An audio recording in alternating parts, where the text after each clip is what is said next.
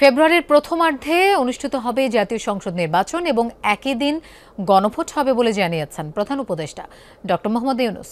দুপুরে জাতির উদ্দেশ্যে দেয়া ভাষণে তিনি জানান, এতে সংস্কার বাধাগ্রস্ত হবে না। দলগুলোর ভোটের অনুপাতে উচ্চকক্ষ হবে বলেও জানান প্রধান উপদেষ্টা। এর মধ্যে গেজেট আকারে প্রকাশ পেয়েছে জুলাই সনদ। জুলাই সনদে রাজনৈতিক দলগুলোর স্বাক্ষরের পর আলোচনায় আসে এর বাস্তবায়ন প্রক্রিয়া নিয়ে। সংসদ নির্বাচনের দিন নাকি নির্বাচনের আগেই গণভোট, এ নিয়ে মতানৈক্য তৈরি হয় প্রধান রাজনৈতিক দলগুলোর মধ্যে। এমন পরিস্থিতিতে এ বিষয়ে সিদ্ধান্ত নেবেন প্রধান উপদেষ্টা নিজেই। বৃহস্পতিবার উপদেষ্টা পরিষদের বৈঠক শেষে জাতির উদ্দেশ্যে ভাষণ দেন প্রধান উপদেষ্টা ডক্টর মোহাম্মদ ইউনূস। 13 মিনিটের ভাষণে মূলত জুলাই জাতীয় সনদ বাস্তবায়ন বিষয়ে কথা বলেন প্রধান উপদেষ্টা। গণভোটের সংখ্যাগরিষ্ঠ ভোট জানান, জুলাই সনদের অনুমোদন দিয়েছে উপদেষ্টা পরিষদ। তিনি বলেন, সংস্কার ইস্যুতে বড় ধরনের কোনো মতপার্থক্য নেই। জুলাই সনদ একটি বড় কাজ বলে উল্লেখ করেন ডক্টর ইউনূস।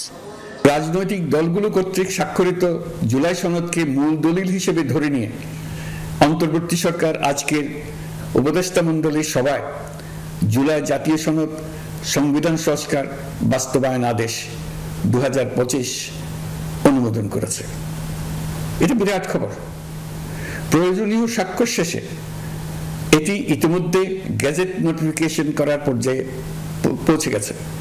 গণভোটের বিষয়টিও স্পষ্ট করেন প্রধান উপদেষ্টা। জানান, ভোটের দিনই হবে গণভোট।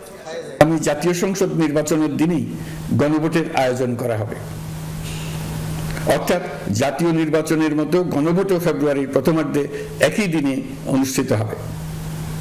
এতে সংস্কারের লক্ষ্য কোনোভাবে বাধাগ্রস্ত হবে না। নির্বাচন আরো উৎসবমুখর ও সাশ্রয়ী হবে। গণভোটের সংখ্যাগরিষ্ঠ ভোট হ্যাঁ সূচক হলে আগামী সংসদ নির্বাচনে নির্বাচিত প্রতিনিধি নিয়ে একটি সংবিধান সংস্কার পরিষদ গঠিত হবে। এই প্রতিনিধিগণ একই সাথে জাতীয় সংসদের সদস্য হিসেবে দায়িত্ব পালন করবেন। পরিষদ তার প্রথম অধিবেশন শুরুর তারিখ হতে 180 কার্যদিবসের মধ্যে সংবিধান সংস্কার করবে। সংবিধান সংস্কার সম্পন্ন হওয়ার পর 30 কার্যদিবসের মধ্যে সংসদ নির্বাচনে প্রাপ্ত ভোটের সংখ্যানুপাতে উচ্চকক্ষ গঠন করা হবে।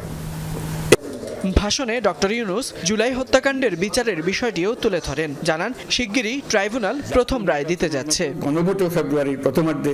প্রধান উপদেষ্টা জানান, দেশে প্রথমবারের মতো গুমের মতো অপরাধের বিচারও চলমান। আমরা একই সাথে দেশের ইতিহাসে প্রথমবারের মতো গুমের মতো নৃশংস অপরাধের বিচার কাজ শুরু করেছে। ফয়সাল মাহমুদ, যমুনা নিউজ, ঢাকা।